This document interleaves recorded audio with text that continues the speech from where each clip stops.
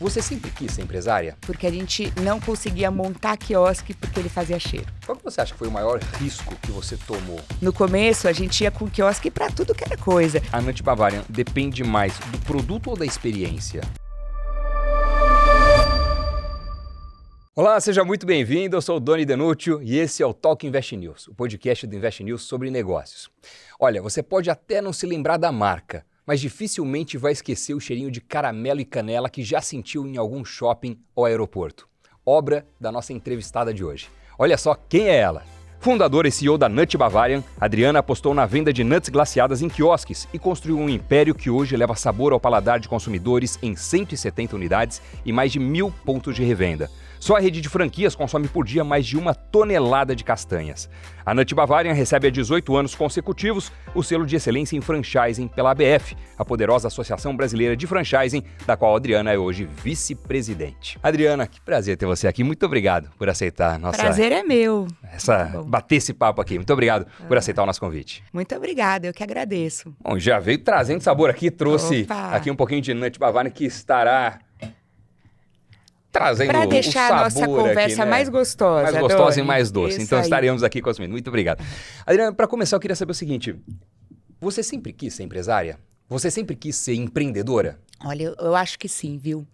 Eu acho que sim. Desde pequena, meu pai é empresário, então eu via aquilo e ele sempre fez de uma maneira que parecia que ser empresário era a coisa mais legal do mundo. Inclusive, eu tenho uma historinha aqui. Eu lembro quando eu era pequena, uma vez ele licenciou a Turma da Mônica. Ele tinha laboratórios e ele fez uma sala infantil lá da Turma da Mônica e, por alguma razão, ele foi falar com o Maurício de Souza. E, para mim, o Maurício de Souza era o meu ídolo, né? Porque eu adorava a Turma da Mônica.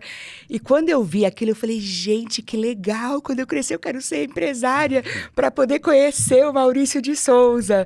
Anos depois, a gente também licenciou na Nut Bavarian.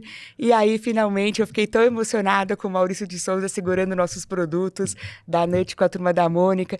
Então era assim, tudo foi feito de uma maneira que parecia que você ter o seu negócio era algo muito bacana. Eu imagino que ele devia ter milhões de problemas, milhões de dificuldades, mas era tão interessante a visão, inclusive em viagens, em férias.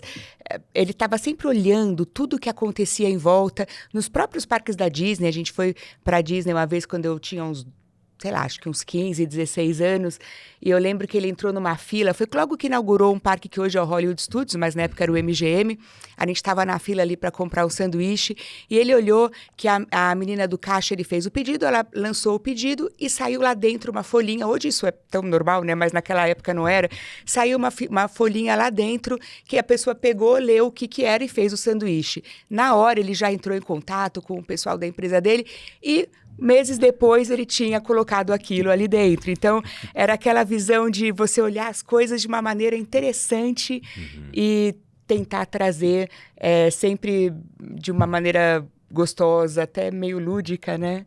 Legal então, demais. Sim. Eu já tive a oportunidade de entrevistar também o Maurício de Souza e as criações dele fizeram parte, né, da nossa infância, adolescência, enfim, então é muito legal, uma figura muito icônica. É e verdade. muito bacana que conseguiu também ter essa proximidade. Como é que nasceu a Nut Bavarian? A Nut Bavarian é uma história interessante também, porque as pessoas perguntam, é uma franquia americana, é uma marca da onde? É alemã, né? Porque a palavra Bavarian, bavariano, que é o sul da Alemanha. E o próprio logo, né? Aqui você olha e fala, será que é um alemão? Enfim. Exatamente. E eu acho que a nossa história é um pouco única, porque assim, Nut Bavarian é uma marca, The Nut Bavarian, né? The Nut Bavarian é uma marca americana que foi inspirada num produto da Alemanha.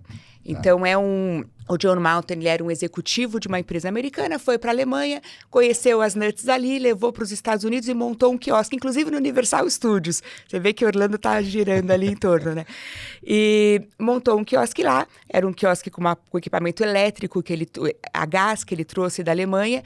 E depois o David Brandt, que era um amigo dele, veio encontrar com ele e desenvolveu um equipamento elétrico. O David Brand era ex-engenheiro da NASA. Ele trouxe essa tecnologia para você conseguir fazer as castanhas na temperatura certa, no tempo certo, com toda uma tecnologia embutida. Ficou só, se acabou comprando a empresa. Enfim. Aí uma tia minha, eu tinha acabado de me formar na faculdade, eu já tinha feito um curso de franquias por outras questões, eu fazia estágio na empresa do meu pai, ele estava pensando em crescer por franquia, tinha feito um curso, estava apaixonada pelo franchising, por esse negócio de você compartilhar, né, compartilhar conhecimento, enfim, todos os benefícios do franchising que a gente pode falar um pouco mais para frente, mas não tinha produto ainda. E essa minha tia, a gente estava junto, todo mundo num jogo de basquete, sentimos aquele cheirinho delicioso, porque o nosso produto tem um cheiro maravilhoso quando ele está fazendo. E ela falou, puxa, a gente experimentou, todo mundo adorou o produto, o que é isso? Estou falando de 1995, não era comum você comer castanhas doces, nem nos Estados Unidos, nem no Brasil, nem em lugar nenhum. Ainda era um produto totalmente diferente. Ela falou, puxa, vou levar para o Brasil. Então, foi ela que teve essa ideia de comprar um equipamento da Nut Bavarian americana. Eu estou aportuguesando já, tá? Porque ela era da Nut Bavarian, mas eu estou aportuguesando. Da Nut Bavarian americana, levou para o Brasil e montou um quiosque em Campos do Jordão. Isso em julho de 96. E aí, por questões pessoais, enfim, ela desistiu e eu estava com aquilo na cabeça. Eu falei, puxa, eu quero montar alguma coisa de franquia. Eu era novinha, tinha 22 anos, 21, 22, nem lembro, nessa época. E aí, foi isso que aconteceu. A gente acabou comprando essa panela, esse equipamento dela. Montamos, aí, enfim, compramos o negócio. Ela estava com a marca Nut Bavarian registrada aqui no Brasil. Então, a marca também já existia aqui. E aí eu fui para os Estados Unidos. Posso contar essa história, não? Oh, por favor. Então, tá bom. Aí eu fui para os Estados Unidos negociar uma master franquia. Eu achei que eu soubesse tudo de franquia, né? Não sabia nada, mas na minha cabeça... Se bem que eu sabia um pouquinho, porque o curso foi muito bom, mas era muito básico ainda. Mas você era novinha também. Eu era, 21, 22 anos. Começo de carreira. Começo de carreira. Continua mas a gente... nova, mas estava no começo da carreira. Já faz muito tempo isso. Mas a gente se acha nessa idade, né? Aí... É bom que tem um destemor, né? Tem uma ousadia Exatamente. Que talvez depois de outros anos a gente não teria tanto. Então Mas era assim, era um produto, e ainda é um produto delicioso, diferente, e num Brasil que ainda tinha muito espaço para isso. Porque hoje, se você for nos shoppings, você vai ver que já está lotado de quiosques, de snacks, de alimentos, de tudo que é produto. Naquela época não tinha. Então, era uma coisa relativamente nova. Aí, fui lá negociar com o David Brandt, que era esse ex-engenheiro da NASA, que era o dono. Eu lembro até de como eu fui vestida. Eu estava toda arrumadinha, de terninho, meia calça, sapatinho, né? Toda... achando que eu tinha que estar chique. Cheguei lá, ele tava de bermudão, Orlando, né? Sabe como é bermudão, camiseta meio surrada, tênis, meia, enfim. E aí eu descobri que a Nut Bavarian não é uma marca de franquias nos Estados Unidos, é a marca de um equipamento. É mais ou menos como uma máquina de café da Nespresso, que se você comprar uma máquina, você pode fazer a cafeteria do Doni com a máquina da Nespresso. Inclusive, dentro dos parques da Disney, você vai ver muitas panelas da Nut Bavarian. E tem alguns pontos que tem a marca Nut Bavarian americana, que aí a pessoa faz um contrato de licenciamento, lá não é franquia. E o que a gente acabou comprando foi a receita do produto, então os ingredientes, como é que você faz esse xarope, esse glacê, numa folha de papel escrita à mão, inclusive. Olha, sensacional. E a exclusividade do equipamento elétrico no Brasil. Então, a gente assinou um contrato de que ele não venderia para mais ninguém no Brasil esse equipamento elétrico, contanto que a gente abrisse 5 pontos em 5 anos. 5 pontos, acho que a gente abriu em um mês, né? A gente trouxe, né, já de cara, umas 5 panelas. Então, começou assim. Todo o resto foi desenvolvido no Brasil. Modelo de quiosque, mix de produtos, embalagem, enfim, todo o conceito foi feito no Brasil e nós não temos nenhuma outra relação comercial com eles. Temos uma relação de amizade, mas não mais comercial. Aí que vieram os desafios, né, Doni? Porque aí a gente chegou no Brasil com um produto que ninguém conhecia, com uma marca que não significava nada em português. Você pensar Nut Bavarian em inglês faz muito sentido, porque Bavarian Nuts lá, é como a gente fala pão francês, que você sabe o que é, eles sabem que é uma amêndoa docinha, e aqui não significa nada.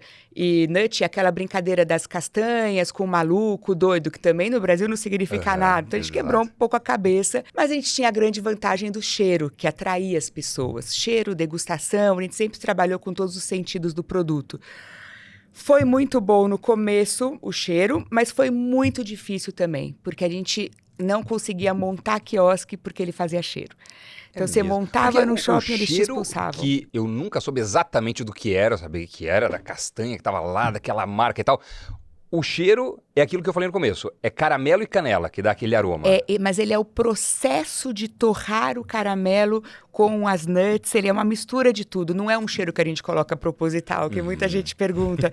Inclusive, para conseguir crescer, nós tivemos que tirar o cheiro. O cheiro hoje é muito menor do que ele era no começo. Jura? E botar sistema de exaustão, e segurar aquele vapor que sai e tudo por mais. quê? Porque o cheiro, olhando do lado de fora, como consumidor, sempre foi para mim o grande atrativo da marca. Né? Se a marca tem um branded moment, digamos assim, não é um moment, é um branded smell, talvez. É o cheiro, é o aroma que você fala, só essa marca tem. Como que você trabalhou com esse elemento tão único ao longo do tempo? Vou até te contar outra coisa também. Primeiro, no Brasil, o que a gente fez? Abafar o cheiro. Abafar o cheiro com exaustão, mudamos a fórmula do xarope para diminuir o aroma, cobrimos e tudo mais. Mas aí, olha que interessante, porque os lojistas vizinhos reclamavam que saía cheiro. Era só por causa disso. O lojista vizinho falava, tem cheiro aqui, não pode ter cheiro, não queremos o cheiro, etc. E quando uns 18 anos, 20 anos depois, mais ou menos, o David Brandt nos convidou para montar o nosso modelo de negócio nos Estados Unidos. E eu fui numa primeira reunião, eu fui com o Raman, que é o nosso sócio de lá no Florida Mall, que você deve conhecer lá em Orlando. Quando eu cheguei na reunião para ver o ponto, eu lembro que eu levei uma pastinha explicando todo o processo da exaustão, como é que ia ser feito, etc., porque eu imaginei, né, como todo shopping do Brasil, você chega, já é de cara não por causa do cheiro, ali eu já fui preparada para o não por causa do cheiro e eu rebater falando que dá para diminuir. Aí, chegamos na reunião, primeira coisa que a pessoa do shopping fala, ela fala assim, nossa, que delícia, esse produto tem um cheiro maravilhoso, deixa eu ver aqui qual lojista a gente vai beneficiar.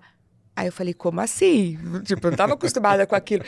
Porque todo mundo vai te querer na frente da loja deles, assim como eles querem aquele do Auntie Anne's, que tem o pretzel, que tem um cheiro delicioso.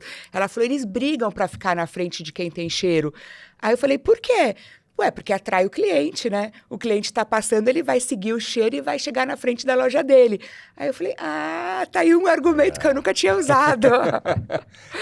Mas foi assim. Aí que eu percebi que e ainda mais hoje, que as pessoas andam olhando para o celular no shopping center. Então, o cheirinho, ele acaba atraindo. Tem que trabalhar todos os sentidos aqui. E hoje, no Brasil, ele é menor do que era no passado, esse cheiro? Bem menor, é menos intenso? Bem menor, bem menos, infelizmente, mas bem menos intenso.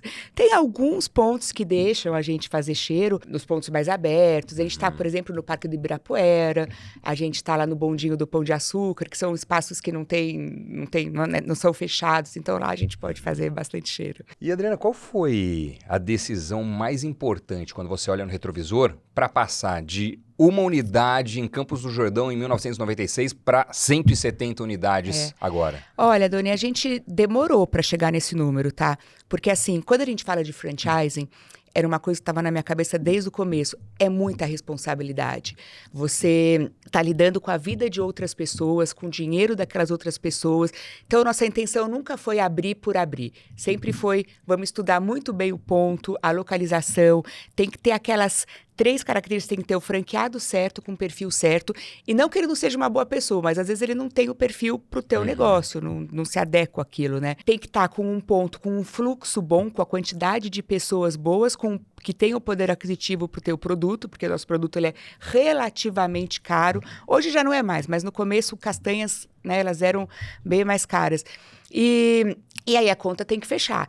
Não adianta, você tem que ter um aluguel compatível. Não adianta você entrar num lugar se o aluguel não for compatível. Então, tem todo um estudo disso para conseguir estar nesses locais com o aluguel compatível e para a conta fechar. E aí, assim, alguns pontos nós operamos como pontos próprios, que são pontos para a marca, aqueles que vão mostrar, eu até estava te contando antes da entrevista, né, do ponto do aeroporto de Guarulhos, ali no desembarque internacional, que a gente quer que a pessoa, quando chegue no Brasil, ela entre em São Paulo ou no Rio, que a gente está também no Galeão, e sinta o cheirinho da Nut Bavarian e veja a nossa marca. Então, são pontos que estão estrategicamente colocados em lugares para criar memória. Aeroportos são assim, quando eu falo de Nut Bavária, eu acho que de cada 10 pessoas, 9 falam dos aeroportos. E assim, a conta tem que fechar. A gente tem que fazer de uma maneira que seja viável para o franqueado. E claro, a gente trabalhou muita degustação, a gente entrou em muitos eventos, muitas feiras, muitos festivais, amostras grátis em milhões de lugares. No começo, a gente ia com quiosque para tudo que era coisa, de festa do peão a Fórmula 1, Fórmula Indy, tudo que era coisa assim, nós íamos. E claro, não tinha dinheiro na época para fazer isso. Então, eu ia pegando as pessoas amigas, namorado da época, que inclusive depois virou meu sócio até pouco tempo atrás, me ajudou muito na Nut. Amigos, primos, enfim, o pessoal ia lá ajudar, olha, vai ter Fórmula 1, quem que quer assistir a corrida? Aí, geralmente eram os amigos meninos, né, meus irmãos, todo mundo iam junto para ajudar a vender. E assim foi, fomos crescendo devagar, mas constante. Qual que você acha que foi o maior risco que você tomou ao longo da trajetória da Nut Bavária? E como que ele se pagou? Olha, eu acho que a gente teve alguns riscos, mas quase todos bem calculados. Teve uma questão um pouco mais recente, que essa foi uma aposta que demorou e durante muito tempo a gente pensou em, não, vamos desistir, não vamos seguir por esta, que foi a multicanalidade. Foi quando a gente resolveu ir para outros canais, porque a Nut as pessoas conhecem dos quiosques, mas hoje nós vendemos em supermercados, farmácias, empórios, lojas de conveniências, nós temos... Eu vou te falar daqui a pouco dos outros, mas essa linha da fábrica, que é o do supermercado, são margens muito diferentes e é um outro jogo. É como se fosse uma outra... né? É uma outra empresa, são outros modelos de negócio. Só que você tem um investimento grande ali, você tem que fazer a fábrica, você tem que comprar antes uma matéria-prima muito grande e dá um frio na barriga enorme. E a gente ficou anos investindo nisso sem ter retorno. E aí veio a pandemia. E a pandemia pra gente foi caótica, porque você imagina que fechou tudo e foi faturamento zerado durante muitos meses. Caramba. E os nossos franqueados são microempresários, né? A maioria são microempresários, inclusive microfranquia é um negócio que eu adoro, depois a gente pode falar um pouquinho sobre isso. A gente teve que ir para um outro canal, só que era uma mudança que você tem que ir para outro canal que não vá prejudicar a tua rede, que não vá prejudicar os teus franqueados. Então, foi um estudo feito com muita cautela e hoje a gente está nesses outros canais. Alguns deles os franqueados participam, por exemplo, a linha de food service, que é o produto como ingrediente de outros produtos. O franqueado pode vender para docerias, para sorveterias, para restaurantes da região dele. O franqueado pode vender brindes corporativos, produtos para eventos, embalagens personalizadas e coisas assim, a gente trabalhou nisso. E nós temos também algumas parcerias com outras marcas que eu acho que ajudou bastante a marca a se fortalecer. Nós temos hoje tanto marcas que compram como ingredientes e não usam a nossa junto. Bate de latte é um exemplo que tem nos sorvetes das nossas nuts. Ah, é? É uma delícia, olha, os sorvetes são maravilhosos. E tem também aquelas que têm a nossa marca e o nosso produto. A Los Los, por exemplo, que tem potes Nut Bavária, que também é incrível, muito bom. Biscoitê tem um cookie maravilhoso, Nut Bavária. Milk Moo tem milkshake da Nut Bavária. Enfim, tem aquelas até que usam a marca e não usam produto. A padaria Pet tem snack canino da Nut, Café Santa Mônica também é da Nut. E tem vários outros saindo por aí, que esse ano a gente vai fechar o ano com uma boa quantidade de parcerias e collabs. Nossa, que legal. E qual foi o momento que você falou, eu acho que vale ampliar o espectro, o leque de atuação e fazer esses collabs de marcas? Assim, a pandemia acelerou muitas dessas coisas, porque até então o nosso foco da empresa, a gente tinha esses outros braços, mas eles eram muito, se vier a gente faz, sabe? Então, se vier alguém pedindo para vender em evento, a gente vende, se vier alguma marca querendo fazer alguma parceria, a gente faz, mas não era algo que era, tipo, importante dentro da empresa. Era mais reativo, né? Era mais reativo. Aí veio a pandemia, a gente viu que não dava para ficar num canal só, não tem jeito. E tem ainda o canal digital, que também a gente acelerou muito na pandemia. Hoje a gente tem o nosso site, a gente está em todos os canais de delivery, de marketplaces, mas ainda, eu acho que ainda não acertamos a mão nisso, não. Nós estamos trabalhando bastante nisso, mas ainda tem muito espaço para melhorar. Não, é um grande desafio, porque é um produto que a gente associa muito a experiência física. A experiência, o né? consumo Então, imediato. As pessoas não sabem que o nosso produto tem uma durabilidade gigante. Nessas embalagens ele dura 1 ano. Então, e se Sério? você chegar na tua Não tinha casa, ideia. comprar um produto e quiser esquentar de novo para comer quentinho, ainda dá. É muito prático, né? E é um tipo de consumo, muitas vezes, quase que de impulso, né? Você não sai de casa, vou até o shopping para comer. Acho que talvez não seja o público principal, mas você já tá lá fazendo compra. Com certeza vou comer porque senti o cheiro, porque tô vendo ali, gosto e tal. É então, verdade. é o desafio da competição digital, traz outras questões de fato. Você acha que a Nut Bavarian depende mais do produto ou da experiência? Eu falo que o produto é o básico, né? A gente tem um produto maravilhoso, modéstia à parte, eu sou suspeita porque eu adoro. Mas é um produto de muito boa qualidade e eu reforço isso o tempo inteiro com a equipe. A nossa equipe sabe disso, a gente não pode baixar o padrão, ele tem que continuar muito bom, mas isso é o básico. E aí tem toda a experiência em volta.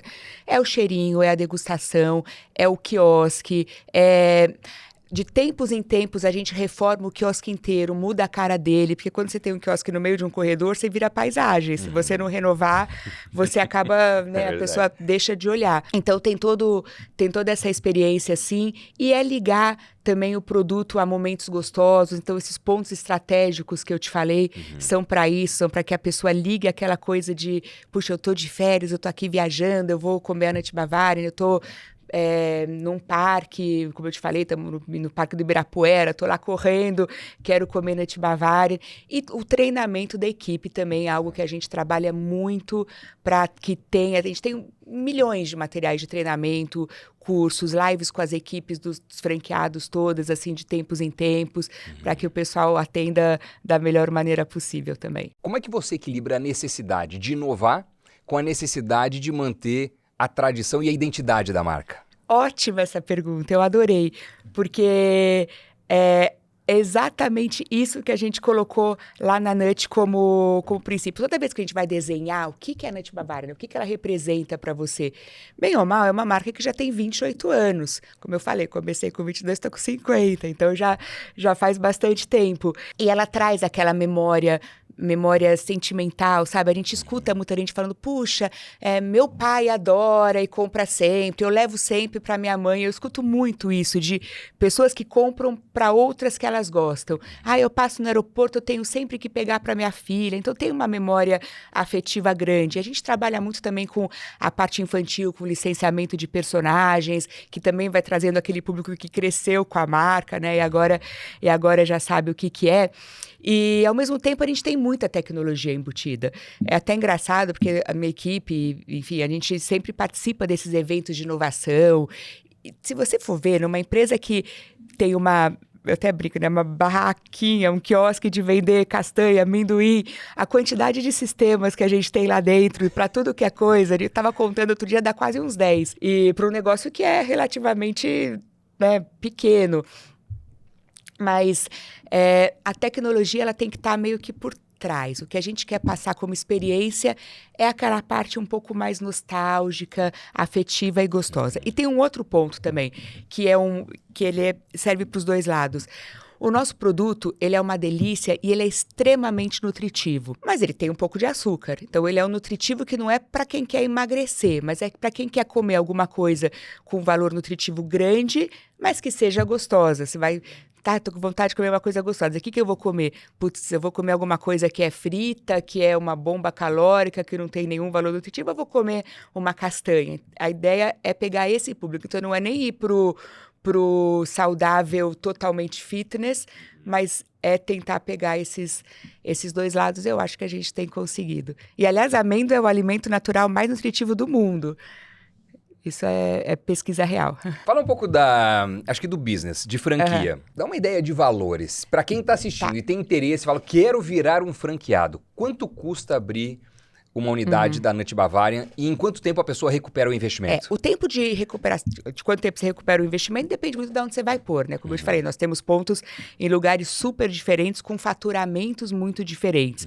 Uma média hoje da Nut Bavarian num quiosque fatura em torno de R$45.000. Isso é média. Tem aqueles quiosques que faturam mais de 100 e tem aqueles quiosques que faturam menos do que isso, né? Hoje o investimento também depende do formato do quiosque. A gente tem quiosque, trailer, carrinho, etc. Mas, de uma maneira geral, os quiosques padrões, com tudo, com taxa de franquia, com quiosque, equipamento e tudo mais que você precisa para começar, estoque, etc., gira em torno de R$100.000, tá? Então, esses são os números básicos. E hoje, em média, 1 ano e meio você recupera o teu investimento. Em média, tem gente que recupera muito antes, tem gente que passa um pouquinho. Depende bastante do aluguel que você vai pagar e do faturamento do teu ponto. Qual que é o franqueado ideal? Primeiro assim, antes do franqueado ideal, tem ponto. A nossa maior dificuldade hoje é achar o ponto certo para você montar. Isso é o que mais dificulta o nosso crescimento, que a gente tem muitos franqueados interessados que estão ali esperando alguma oportunidade de lugar, porque como eu te falei, temos todos um cuidado especial para juntar aluguel daquele ponto, fluxo e o poder aquisitivo, né, de quem frequenta aquele ponto. Mas o franqueado ideal, para a gente, é aquele franqueado parceiro. É aquele franqueado que sabe o papel dele e sabe o papel da franqueadora. Ele tem que ser mão na massa, ele tem que lidar bem com gente. O nosso negócio, ele tem uma série de vantagens que também são desafiadoras, mas a principal delas é que a nossa equipe é pequena e é enxuta. Você fala, pô, que maravilha, né? Não preciso contratar tanta gente. São, em média, aí, eu falo de 2,5 a 3 colaboradores por ponto. 2,5 porque, às vezes, o franqueado tem mais de um ponto e ele divide uma das pessoas. Mas com 3 colaboradores no ponto, você resolve as escalas que é de domingo a domingo, das 10 às 10, geralmente, quando é em shopping, né? O aeroporto é um pouco mais longo. E o franqueado, ele não vai ter um gerente no ponto dele, a não ser que ele tenha muitas franquias. Ele vai lidar direto com aqueles colaboradores que vão estar ali na ponta atendendo o cliente. Então, se ele não for jeitoso com gente, se ele não souber falar, não souber interagir e cumprir com os nossos programas de treinamento e tudo mais, não vai dar certo. Então, tem que ser aquela pessoa que sabe que o papel dela é fazer o ponto funcionar. E, claro, quem tiver boas ideias para ajudar a franqueadora, a gente aceita também. Ele tem que trabalhar no negócio, ele não pode ser um investidor apenas. Ele pode ser um investidor que trabalhe por cima. Ele não precisa operar o quiosque. Perfeito. Aliás, a gente até prefere quando não é ele que fica ali no quiosque operando. Mas ele tem que estar no dia a dia, ele tem que fazer os controles todos. A gente ensina tudo, né? O nosso treinamento é muito completo, mas ele tem que fazer. Ele é simples, mas às vezes por ser muito simples a pessoa vai largando. Ele tem que estar lá, tem que fazer as contas, tem que fazer as compras, tem que fazer treinamento de equipe, tem que fazer as vistorias todas. Pensa que a pessoa vai estar sozinha ali, não tem como eu te falei, a falta de um gerente, você tem que ter aquela pessoa da ponta muito bem treinada. Adriana, você tem 2 chapéus, né? Você tem o chapéu da Nut Bavarian e o chapéu de vice-presidente da Associação Brasileira de Franchising. Como é que você vê as franquias no Brasil daqui para frente, nos próximos 5 anos? Quais são as perspectivas? Olha, Doni, vou te falar que a gente recebeu recentemente a nossa última pesquisa trimestral da BF e o segundo trimestre desse ano cresceu 12,8% o setor de franchising. Eu sou uma apaixonada por franquias. Se você pensar que hoje são mais ou menos 195 mil unidades franqueadas no Brasil, é muita gente que vive disso, né? É um setor que faturou ano passado mais de 240 bilhões de reais. Acho que a gente está falando de algo grande e algo forte. O que eu mais gosto do franchising é que você consegue compartilhar, que eu falei no começo, todas as experiências dentro da rede. Então, você vai estar entrando num negócio que você já sai na frente, você é franqueado. Você quer comprar vou começar um negócio de vender amendoim, para dar o exemplo do meu. Se você fosse começar sozinho, você tem que desenvolver marca, desenvolver quiosque, que parece super simples, mas qual que é o material que não vai estragar? Qual que é a estufa que você vai botar na frente que não vai queimar o produto? Tem uma série de coisas que custa muito mais caro você fazer sozinho do que você comprar uma franquia. E depois, para você tocar tocar o negócio tem uma série de outras coisas, negociação com fornecedores, negociação com ponto comercial, a parte tributária, parcerias, com meios de pagamento, etc., que você sozinho também não conseguiria fazer ou não teria volume para fazer. Que eu acho que uma das grandes coisas do franchising também é você comprar tudo em negociar, enfim, porque nem sempre é produto, né? Em grande escala. Quem faz parte de uma rede recebe tudo isso por uma taxa muitas vezes menor do que se ele tivesse que ter funcionários para fazer isso para ele. Ou seja, eu sou fã apaixonada pelo setor de franchising. A gente na BF está vendo um crescimento ainda esse ano. Eu te falei, ano passado foram 240 bilhões, esse primeiro semestre inteiro já foram 121 bilhões, então já estamos num número que, se continuar assim, ele vai ser maior que o ano passado. A nossa previsão no começo do ano era que 2024 crescesse de 9% a 12%, e acho que a gente vai chegar lá, até porque o segundo semestre sempre é melhor que o primeiro, né? E 2 dígitos aí, né? 10% é numa velocidade muito mais rápida do que a média da economia brasileira. Né? E é um setor que, se você pensar, emprega diretamente mais de 1.700.000 pessoas, são mais de 1.700.000 empregos diretos, isso só trabalhando nas franquias, sem contar franqueadores e sem contar todos os fornecedores e tudo que envolve esse meio. Acho que a gente tem aí um bom caminho. E tem algum segmento, algum tipo de franquia que está despontando com uma velocidade maior de expansão e de crescimento? Olha, nesse último trimestre, quem se destacou foi saúde, beleza e bem-estar. Foi o crescimento maior que a gente teve, foi em saúde, beleza e bem-estar. Acho que aí eu vou falar...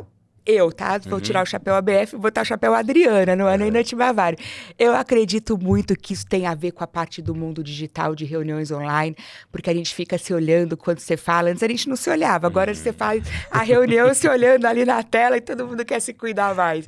Eu acho que é isso. E acho também que surgiram muitas coisas novas, muitas tecnologias dessa parte de saúde, que tecnologias de produtos, que a saúde, beleza e bem-estar engloba não só clínicas de saúde e de estética, mas também lojas que vendem produtos para isso, cosméticos e coisas assim. Boticário, coisas assim. Então, é o setor que mais cresceu. Em segundo lugar, veio a alimentação, food service. A gente tem 2 braços de alimentação.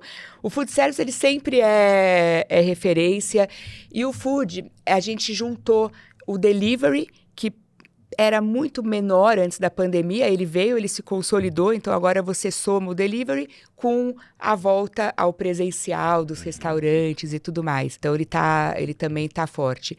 E terceiro lugar, casa e construção. Foi o outro segmento que também cresceu acima do resto. Mas a gente tem 14 segmentos hoje e todos eles cresceram. A Nath Bavária é considerada uma microfranquia? A Nath Bavária é considerada uma microfranquia. Aqui vale... Não sei se posso falar? Posso explicar? Favor. Aqui vale explicar o que é uma microfranquia. A gente considera microfranquia todas aquelas franquias com investimento inicial total de até R$135 mil. Então, é um termo mercadológico para mostrar para quem está interessado em franquia que cabe no teu bolso, que existe franquia para você. Qualquer franquia que custe menos do que R$135 mil é considerada microfranquias. Aqui eu estou contando taxa de franquia e tudo o que você precisa para começar a operação. No caso da Nath, quiosque, uniforme, tudo mais. Em outras marcas, enfim, todos os equipamentos que você precisar para começar. E como que tem sido o desempenho de microfranquias na comparação com as franquias tradicionais ou maiores? Você sabe que cresceu bastante nesses últimos anos, agora está bem consolidado isso, e é interessante que as pessoas viam microfranquia mais como home base, né? Como aquela franquia de você trabalhar de casa, que existe também, e que na pandemia também foi uma das que mais cresceu. Mas nós temos hoje boa parte das microfranquias, só para te dar alguns números, são mais ou menos, se não me engano, perto de 550 franqueadoras associadas da BF. A BF tem uma base de mais ou menos 1.300 franqueadoras associadas. Dessas, vai dar uns 43% disso tem opções de microfranquia. Existem franqueadoras que oferecem microfranquias, que são as puras e as mistas. O que são as puras? São aquelas franqueadoras que só têm modelos abaixo de R$135 mil. Geralmente as de serviço ou as de negócios realmente menorzinhos, pequenininhos, etc. E tem franqueadoras mistas, que tem um modelo mais caro e que tem também opções de modelos mais baratos. Entre essas duas, dá umas 500 e poucas marcas que tem esse modelo. Acho que é um bom... Tem opção para todos os bolsos, para todos os gostos. Como eu te falei, a maior parte não é home-based. Hoje são, se não me engano, 30 e poucos, não, 60 e poucos por cento, 67% são franquias que você tem o ponto comercial, tem lojinha, geralmente lojinha de rua, e cabe no bolso. Então, você vê que tem oportunidade aí para quem quer franquia com baixo investimento. Para quem está pensando em entrar, quais são os aspectos principais que tem que considerar? Olha, o Brasil tem a lei do franchising. Isso é importantíssimo quem está interessado em franquia saber. O que essa lei diz? Essa lei não te obriga, você franqueador, a oferecer X horas de treinamento, nem nada disso, mas ela te obriga a oferecer para o candidato da franquia um documento que chama Circular de Ofertas de Franquia. Quem for falar com franqueadora vai ouvir muito a palavra COF, né, que é a abreviação disso. O que tem nesse documento? Tem toda a regra do jogo. Então, ali você vai ver como é que funciona o teu contrato, quanto que é o tempo de franquia, o que a franqueadora vai te oferecer, quantas horas de treinamento, o que ela vai te oferecer de suporte, quem são os fornecedores da rede, quem são os franqueados da rede, inclusive com contato desses franqueados e dos que saíram nos últimos 2 anos. Ou seja, o candidato tem todo um material para analisar e ele tem no mínimo 10 dias por lei que ele pode ficar com esse documento antes de assinar a franquia. Ele não pode assinar a franquia antes de 10 dias com esse documento em mãos, que é para ele ter certeza de onde ele está entrando.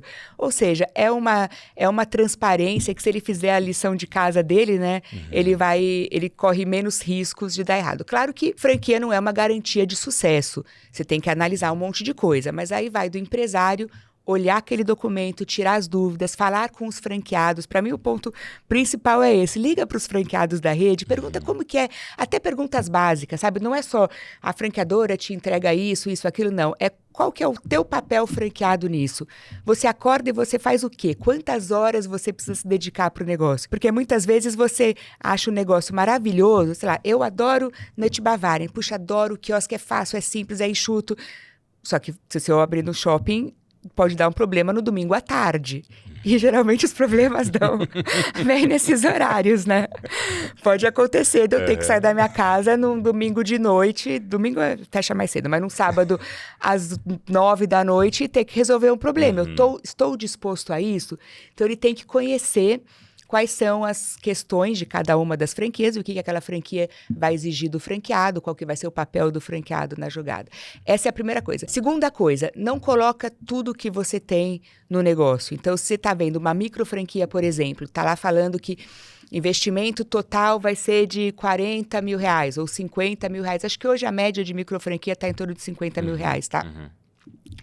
Puxa, eu tenho 50 mil reais no bolso, não compra de 50, compra de 40, de 30, deixa uma reserva, porque tem um tempo até o teu negócio maturar, podem acontecer coisas no meio do caminho que você vai precisar de algum investimento maior, enfim, tem N fatores aí que você pode precisar desse dinheiro, então não coloca tudo que você tem no negócio. E do ponto de vista das franqueadoras, qual é hoje o maior desafio para as franqueadoras no mercado brasileiro? Olha, eu acho que a escolha do franqueado é sim um desafio, mas tem muitos. Cadeia logística, quando você fala de Brasil, a gente no Brasil... depois eu ia te contar aquela história dos Estados Unidos da abertura, mas depois eu te conto. Depois eu conto uma outra. Até anotar para não esquecer aqui. Não. Mas a gente no Brasil, eu falo que o brasileiro tem que ser muito resiliente, né? Porque o nosso país, ele muda as coisas muito rápido. Tipo, mudança tributária. Se esse programa todo para um formato, de repente vem outro que você nem sabe ainda qual é. Então, você não consegue nem se programar com antecedência. A parte logística do Brasil é um pouco mais complicada. As alíquotas diferentes para lugares diferentes. Então, você vai mandar produto para o Nordeste, é de uma forma, você vai mandar para o Sul, é de outra. Acho que essa é uma grande preocupação. Mas o que a gente tem escutado aí, não só franqueador, mas também franqueados, é a dificuldade de contratação de mão de obra atualmente. A gente tem escutado isso de várias redes, principalmente o pessoal de alimentação, assim, essa que é a base, né, do trabalhador aqui, de muita gente que abandona, que não... marca entrevista com 10, só aparecem 3 ou 4. Caramba. Essa está sendo uma coisa real. E na franqueadora, um outro ponto muita gente resolve ser franqueador para vender franquia. Não vale a pena. Não é assim que funciona. Não dá para ser. Você tem que pensar no plano completo. Porque só vale a pena você ser franqueador se você tem uma perspectiva de algo acima de 40 unidades, mais ou menos. Senão a tua estrutura da franqueadora não se paga. Porque é caro você ter uma estrutura de franqueadora. Você tem que ter... Primeiro, gastar toda com a parte jurídica, advogados, contratos, etc. Depois você vai ter que ter o consultor de campo, a pessoa que vai atender o franqueado, quem vai cuidar do marketing, quem vai cuidar do administrativo financeiro, etc. Então não adianta você ter 10 franqueados que essa estrutura não vai se pagar. Aí tem que tomar mais esse cuidado aí. Bom ponto. Vamos voltar na história dos Estados Unidos para não esquecer. Não, eu ia te falar só sobre o quanto que os Estados Unidos é pró-empresário. Eu te falei da nossa abertura lá no shopping, no Florida Mall, quando nós fomos abrir lá, a gente abriu a empresa em um dia, em algumas horas, na verdade. Toda a parte do que precisaria fazer foi dada de uma maneira muito clara, mas aí você tem que fazer. E a impressão que me dá é que eles são muito mais pró-empresários do que a gente aqui, sabe? Não tem tanto... Claro que tem um monte de dificuldades, mas eles parece que te ajudam a resolver as dificuldades. A gente teve um caso no Florida Mall, no dia da inauguração, que fomos abrir o quiosque, aí veio o fiscal lá da Anvisa deles, né, que estava com um papelzinho, a gente tinha que cumprir alguns itens que eram muito básicos e muito simples e fácil de entender e claro. Não é aquela complicação toda para você ver, será que eu tenho que fazer? Não. Era simples, claro e fácil. E um deles a gente não tinha feito, que era uma pia que tinha que ter água quente. A gente tinha a pia lá, mas não tinha água quente, porque eu achei que era, sei lá, não era nem eu que estava lá na época, mas que não era tão importante assim. Ok, não montamos água quente. Chegou o fiscal, na hora marcada, no horário certo, lacrou o nosso quiosque. Só que ao invés dele lacrar e enrolar e aí pedir alguma coisa, etc, ele ensinou como é que resolve. Ele falou, olha, aqui do lado tem uma Home Depot, nem lembro qual que era uma loja. Vai lá, compra essa peça aqui, mostrou no celular dele, compra essa peça aqui, encaixa aqui, que vai sair água quente. Eu volto daqui a 2 horas para te liberar. E foi assim que aconteceu. Caramba. Então, você vê que é muito pró-empresário. O que traz também uma outra dificuldade, que é uma concorrência muito maior. Total. Aí são outros problemas. Mas eu acredito que aqui no Brasil a gente é muito resiliente, porque, olha, é complicado. Eu ia te perguntar isso. Quando você analisa a sua trajetória e a sua história, quais foram as características pessoais da sua personalidade que foram decisivas para tornar a Nut Bavaria um sucesso? Acho que não foi a minha. Eu acredito que toda uma equipe envolvida. Nós temos ótimas pessoas que estão com a gente há muito tempo, parceiros de negócios, franqueados que também participaram muito dessa jornada. Eu falo que eu demorei para montar um comitê de franqueados. Depois que a gente montou, me arrependo de não ter feito antes isso. Porque são tantas cabeças brilhantes que ajudam a pensar nas coisas, a tomar decisões. E quando você joga o mesmo jogo, acho que esse é o brilhantismo do franchising. Enquanto as duas pontas sabem que para uma dar certo, a outra também tem que dar certo. Então, você franqueado, você quer que a sua franqueadora seja boa, você quer que a sua franqueadora acerte, ela vai errar muitas vezes. E você, franqueador, você quer que seu franqueado acerte e ele vai errar muitas vezes. Quando você alinha isso e joga junto, funciona. Então, acredito que foi muito mais esse alinhamento de coisas. E eu tive muita ajuda na BF também. A BF foi essencial para a Nut Bavaria. Desde a parte de treinamentos, a minha equipe toda faz treinamentos lá, a gente tem vários cursos lá dentro, cursos agora também online, que há pouco tempo atrás não tinha, hoje são bem legais, a nossa Academy lá da BF. Tem todos os encontros, os eventos presenciais que a gente troca experiência com vários outros franqueadores, que eu também demorei para descobrir essa parte, mas depois que descobri, não parei mais de ir. Nós temos a convenção da BF, tem vários eventos regionais onde a gente visita franqueadores, cada um conta as suas dores, conta o que fez para melhorar. Então, acho que se for da parte pessoal, foi essa conexão com outras pessoas que podem te ajudar a crescer. E aí, claro que nessa parte você tem que compartilhar, né? E contar também um pouco do teu, como é que você ajuda o outro a crescer, para todo mundo crescer junto. Qual foi o conselho mais valioso que você recebeu no começo dessa trajetória? Ixi, agora você me pegou. Tem algum que te marcou? Olha, eu tive tanta ajuda, tanto conselho legal. Uma das coisas pra gente que foi bem marcante, não foi bem um conselho, mas foi um amigo meu, que é o Marinho, ele era da Chili Beans na época, isso há muitos anos atrás, uns 10, 15 anos atrás. Eu estava falando, poxa, Marinho, vocês com Chili Beans estão em todos os lugares, né? Ele falou assim, não, a gente não está em todos os lugares. Eu falei, não, vocês estão, eu vejo outdoor em tudo quanto é canto. Ele falou, aonde você viu? Aí eu falei, na Marginal Pinheiros e, sei lá, tinha um outro, não lembro onde é que... Ele falou, são nossos 2 outdoors. Você tem que estar estrategicamente bem colocado. E o estrategicamente bem colocado, eu peguei esse ponto para ir para pensar em locais muito estratégicos para montar a Nut, para parecer que você está em muito mais lugares do que você realmente está. Claro que hoje a Chili Beans é gigante e está em muitos outros lugares, mas naquela época, os outdoors que eu achava que eu estava vendo em tudo quanto era canto, é porque eles estavam muito bem localizados. E a localização é uma coisa também que meu pai sempre falou de... location, onde você vai montar tua unidade, teus pontos. A gente começou nos aeroportos, o que deu uma visibilidade muito grande. Então, eu acho que localização... todo mundo já sabe, né? Mas às vezes você já sabe e não age. Então, acho que foi uma das melhores dicas. Trajetória empreendedora é muitas vezes solitária, não é? Quem empreende passa por uma série de dificuldades e às vezes não encontra tanto suporte. Você passou por isso? Você sentiu uma certa solidão ao se tornar uma empreendedora ao longo dos anos, ao longo da carreira, da expansão, das decisões difíceis, das negociações? Eu escuto muito isso, mas eu tenho muita sorte de 2 coisas. Primeiro, a BF me trouxe um número muito grande de amigos reais, porque hoje são amigos pessoais que vieram do franchising e que me ajudam demais para qualquer coisa que eu preciso. E segundo e principal, eu tenho uma família que me apoia muito desde o começo. Eu tenho 3 irmãos e cada um deles tem sua própria empresa. E nós temos juntos outras 3 empresas. Então, a gente tem uma empresa de negócios imobiliários, a gente tem o CAL, que é uma empresa de coworking, que tem várias unidades de coworking espalhadas, e a gente tem uma startup de gerenciamento de espaços híbridos, sabe? Quando você tem o teu escritório, você quer marcar quem que vai sentar onde, quem que vem trabalhar hoje, para você poder ter escritórios até menores e mais otimizados. E nós temos uma reunião semanal com meu pai, meus 3 irmãos e meu pai, desde sempre, desde o começo da Nut Bavarian, que a gente fala que é o board, uma vez por semana, durante umas 4, 5 horas, onde a gente fala dos nossos negócios.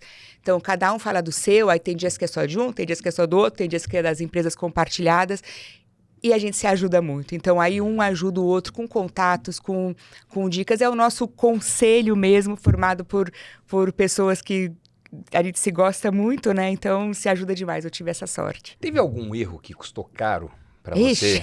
Agora eu preciso de algumas horas para responder. Muitos erros. Desde o começo. Primeiro erro grande que a gente fez. Nós, logo no começo da Nut, eu lembro que a gente importou quando a gente achou que já estava no segundo ano, né? Comecinho, nem sei, terceiro ano. A gente achou que já tinha tamanho suficiente para importar amêndoa direto do Chile, que a amêndoa não tem produção nacional. Trouxemos um container, que naquela época era um dinheirão que a gente investiu. Só que a gente não sabia armazenar a amêndoa. Então, deu 1 mês, 2, estava tudo cheio de bichinho. Então, começou por aí. Mas, assim, muitos outros, de controle de mercadoria e etc. Tem uma coisa que até, se eu puder dar de sugestão, a gente assina tanto contrato na vida, né? E às vezes não lê as cláusulas com toda a atenção que tem que ter. E eu já tive alguns erros fortes de bobagem minha, de ter assinado o contrato que eu não vi a cláusula de saída e que aí eu fiquei presa, amarrada, pagando valores altos, seja em pontos comerciais, que às vezes você fala, puxa, se não der certo, como é que eu faço para sair? E agora eu não posso sair, agora eu vou ter que ficar aqui pagando esse aluguel. E se eu tivesse lido e negociado antes, eu teria talvez corrigido a tempo. E, enfim, isso com fornecedores, com um monte de coisa que a gente já fez. Mas tem uma lista aqui de erros. E qual foi o aprendizado mais importante? Eu acredito que a ajuda das pessoas, sabia? Eu demorei, fora essa parte da família, né? Mas eu demorei para entender que tem muita gente que passa por coisas muito parecidas e que estão dispostas a te ajudar e a compartilhar esse conhecimento, a compartilhar contatos, a falar o que elas fizeram para melhorar. Até inclusive você me perguntou sobre dica, né? Na pandemia, foi um pessoal do franchising que me deu uma dica maravilhosa de como eu faria para segurar minha franqueadora. Enfim, a gente fez uma coisa lá com a taxa de publicidade, junto com os franqueados, que foi o que deu aquele ufa, sabe? Aprendi com amigos do franchise. Então, isso de você trocar experiência, acho que fez toda a diferença. Tem algum livro que te marcou, que é o seu predileto, seu livro de cabeceira? Eu tenho um livro que para mim é o livro da minha vida hoje e que não é bem o de cabeceira, não é de negócios, não é de business, mas ele acaba até sendo. Quando a minha avó fez 90 anos, nós escrevemos um livro, foi até a Kátia Simões, que é uma jornalista muito querida, ela escreveu um livro da história da vida dela, que desde assim, do pessoal que veio da Itália e etc. E tem muito de empreendedorismo ali, porque ela tem 5 filhos e como cada filho, né, fez a tua vida. Para mim, foi uma lição, assim, enorme em todos os aspectos, porque eu acho que a gente não consegue desvincular o negócio da família, não o negócio de família, a família do seu negócio. Acho que qualquer empresário sabe a importância que é você ter pessoas perto que vão te apoiar, aguentar, né, aqueles momentos de estresse e coisa assim. E ali tem um pouco dessa história da nossa família e eu vi o porquê que a gente seguiu dessa forma. Chama Luz de Lu. Luz de Lu. Tem Lu, ela chamava... Luzia. Tem um aspecto que eu acho e vejo muito que qualquer pessoa, em qualquer segmento de negócios ou não, para atingir um ponto de destaque, de sucesso, ela passa por um monte de perrengue, de porrada, tem que ter uma pele grossa pra caramba e tudo mais. Mas você tem também, ao longo da trajetória, pessoas que genuinamente torceram por você e te ajudaram a vencer as barreiras que surgiram e te incentivaram a continuar, apesar dos percalços, e que não só inspiraram, mas que foram importantes em momentos onde parece que o chão vai se abrir, né? É verdade. E você sabe que mesmo quando a gente ainda não sabe disso, tem... quando eu era criança, eu era prima mais velha de um monte de primos e eu fazia um jornalzinho mensal, que era o Clubinho da Hello Kitty, enfim, jornalzinho mensal. E depois eu e minhas primas, a gente vendia gibi, fazia um monte de coisa desse dinheiro, tipo empresariazinhas da época, sem saber o que era ser empresário. Mas eu tenho uma tia, que a gente chama de Dinda, né, a Lúcia, e ela sempre apoiou isso. Ela comprava nossos gibis, ela participava dos jornalzinhos, ela ia no clubinho, ela tipo, incentivava. E aquilo fez com que a gente acreditasse que estava dando certo o negócio, sabe? E como é importante você ter alguém que te traz essa autoconfiança. Acho que ela foi mais importante do que ela imagina na minha vida. É importante isso, acho que todo mundo tem, assim, a gente tem ao longo da trajetória, e é o que você falou, às vezes a gente não se dá conta no momento, né, mas depois que chega lá e olha assim pra trás, cara, como algumas pessoas foram e até pra gente aprender assim, como é que a gente pode ser isso, como é que a gente, né, consegue... Pode ter esse peso na trajetória de outra pessoa também, né? Exatamente. Você tem filhos hoje? Tenho 3. 3. Como é que você educa seus filhos hoje? Você, já uma empreendedora consolidada, que alcançou o patamar onde muitos querem chegar. Como que você educa seus filhos para que tenham também essa veia de ser resiliente, de ultrapassar barreiras, de ser determinado, disciplinado e alcançar o sucesso, seja em qual for a carreira que eles escolham seguir? É um desafio grande, eu acho, né? Porque a gente fala que tem que mostrar, tem que ter a dificuldade, passar por algumas dificuldades, mas geralmente os pais, a gente quer tirar a dificuldade do filho. Eu sei que não é o certo, você fica querendo tirar. Mas eu acredito que meus filhos, os 3, eles sabem o quão importante é trabalhar. Porque eles olham os pais trabalhando, os avós trabalhando e todo mundo, né, fazendo o negócio crescer, os tios e tudo mais. E nós sempre tentamos falar de negócios de uma maneira agradável nos horários certos, porque acho que isso também é importante, não ficar falando naqueles momentos que não são para falar. Eu falei da reunião de board, que a gente chama. Hoje, os netos estão todos convidados a participar. Meus filhos já são mais velhos, eu tenho 25, 22 e 21, estão estudando fora, então ainda estão naquela fase final de universidades. O mais velho se formou num mestrado agora, está começando a carreira, procurando trabalho, inclusive nos Estados Unidos, não quer voltar para cá, infelizmente. Mas todos eles estão convidados a participar. Quando eles não têm aula, eles participam, eles escutam, eles sabem o que está acontecendo, para já ir criando esse gosto pela coisa. E a gente tenta fazer de uma maneira, como eu aprendi, né, de tentar fazer com que seja desafiador, porém aquele desafio bacana, sabe? Da garra, de ser algo legal de se fazer. E tentar ao máximo, embora nem sempre a gente consegue fazer, separar os momentos gostosos de família dos problemas da empresa. A gente pode até falar das empresas, dos negócios, mas a parte mais dura, mais problemática, a gente deixa para falar nessas reuniões, que eles também estão convidados a participar, porque tem que saber que existem os problemas e que existem as dificuldades. Porque é um dilema que eu passo atualmente hoje, como pai. Eu tenho um filho de 2 anos e meio, uma filha de 8 meses. E eu penso, vendo a história da família, digamos assim, que meu tataravô que veio lá da Itália, não sei, aquele período de guerra e tal, passou por uma série de dificuldades. Meu avô já teve uma vida um pouco melhor, mas cheia de percalços. Meu pai, enfim, a cada geração a gente tem a sensação que avança um pouco, que é ótimo.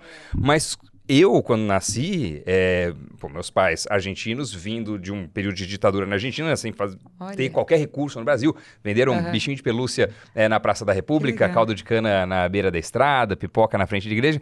E eu acho que isso me moldou, em certo sentido, para ter a disciplina, a determinação de alcançar o patamar profissional, financeiro que eu queria.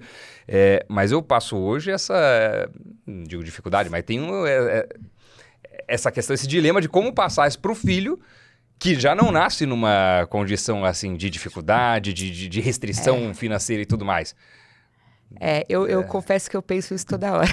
Cara, é muito difícil. E assim... Eu não sei, da mesada, não agora com 2 anos, mas enfim, impor limites ainda que a possibilidade seja maior. Porque, por um lado, a gente fica com esse senso de paternal, maternal, de falar, pô, a gente tem a possibilidade de prover o melhor. Mas, por outro lado, não, ele tem que conseguir conquistar as coisas com os próprios passos. Eu acho que é pelo exemplo. Acredito que é pelo exemplo, mas vamos ver, né? Por enquanto os meus estão assim... Bem encaminhados. Bem encaminhados, Deu certo. bem encaminhados. Mas meu sonho é que eles tenham, assim, aquela visão do empresário, etc., da mesma maneira que eu tenho do meu pai, sabe? Eu admiro tanto o que ele fez, eu adoraria que eles admirassem também. Sei que não vai ser nem perto, porque, enfim, mas se eles admirassem um pouquinho do que eu admiro meu pai, já vou estar feliz. Talvez seja, hein? Talvez seja e a gente não sabe. E assim, tem que saber que os problemas vão acontecer todos os dias também, porque acontecem, né? A gente acorda, eu vou pro estúdio e falar, o que vai vir hoje? Vamos ver. E você como que é a sua rotina hoje? Qual que é o tamanho do seu envolvimento com a marca? Quanto que você conduz e quanto que tem equipe que Eu tenho toca uma equipe muito boa. tudo? Eu tenho um COO hoje, que é o André, que ele é excelente, mas a minha agenda é bem diversificada, porque tem a BF, tem as empresas outras da família, então tem essa reunião semanal, mas tem outras esporádicas de cada uma dessas outras empresas, tem ainda, enfim, os relacionamentos. Uma das coisas que para a Nut também foi muito boa foi toda a parte de relacionamento com empresários do ramo. Eu preciso estar nos eventos onde estão os executivos de shopping center, por exemplo, porque eu tenho que estar nesse meio, eu tenho que estar nos eventos que estão as pessoas de supermercado, e acho que hoje esse é o meu maior papel na Nut Bavária, né? E abrindo essas portas com futuros clientes, com futuros contatos nossos, para que meu time depois chegue e vá, né? E ande. E depois ainda tem que se cuidar, ter a saúde e todo o resto, né? Você comentou, quando a gente estava aqui logo antes de iniciar a gravação, que vocês estão vendendo também na Amazon. Isso. Hoje, onde é que vocês estão presentes em termos geográficos e qual que é essa experiência de vender online em outro país? É assim, geográfico. Brasil, pontos físicos, quiosques, eventos, etc. No Brasil, online em quase todas as plataformas, mas ainda é muito pequenininho. Nos Estados Unidos, a gente está abrindo agora também no Paraguai. Nos Estados Unidos, a gente tem quiosque em Orlando, lá no Florida Mall, que eu falei, no Outlet. Mas nos Estados Unidos, o mais forte mesmo é a Amazon. Então, nós vendemos na Amazon para os Estados Unidos inteiro, para o Canadá, acho também. E, enfim, a Amazon, se não me engano, pode vender para o mundo inteiro, mas a gente ainda está nessa região. E vai bem? Lá? Vai bem, vai bem. Vai muito bem e muito acima do daqui. Aqui a gente ainda não conseguiu, não sei o quê. Eu preciso aprender. Mas lá tá legal. Tá crescendo, né? Então, eu acho que o mundo digital a gente não pode ficar fora. Só que o gatilho é outro. E é isso que eu tenho que aprender aqui no Brasil, como é que você faz. O americano, esse tipo de produto, ele compra tudo na Amazon. Qualquer coisa, acho que de comida, eletrônico, a roupa, a tudo. Aqui no Brasil, acho que o snack ainda não é algo que está muito óbvio na cabeça das pessoas. Não sei se... Eu falo com as pessoas, mas você vende na Amazon? Mas teu produto não é perecível? Não, gente. O produto dura muito tempo. Ele não estraga, não mela, não derrete, não quebra. Ele viaja bem, ele é fácil de comprar. Mas o gatilho, sabe? De tipo, posso entrar lá e comprar? Ainda não consegui ativar. Não conseguimos, né? Então, estamos tentando. Tá aí o desafio, então, para os próximos tempos. E eu queria encerrar com uma pergunta que sempre que eu tô com alguém, assim, de sucesso, que conseguiu alcançar tanta coisa na vida, que se tornou uma referência para outras, que eu gosto de ver a visão, e já tive respostas das mais diversas possíveis, e eu gosto muito de pegar esse toque um pouco pessoal da sua visão. Qual foi o peso do ingrediente sorte na sua receita de sucesso? Enorme. Eu acho que enorme, mas principalmente por eu ter nascido numa família que me ajudou tanto quanto a minha me ajudou. Acho que nisso eu não tenho dúvida. E a sorte também, aquela famosa frase, né? Tá onde a preparação encontra oportunidade. Eu acredito que eu consegui abraçar aí um pouquinho de uma série de coisas e, inclusive, agora eu tô com uma pessoa muito bacana do meu lado, que é o Luiz Paulo, meu namorado, que tem uma marca também e que trabalha com coisas... Ele tem a PTK, que é de drinks engarrafados, tem lojas em shoppings, que também é franquia, que também é supermercado, que também é eventos.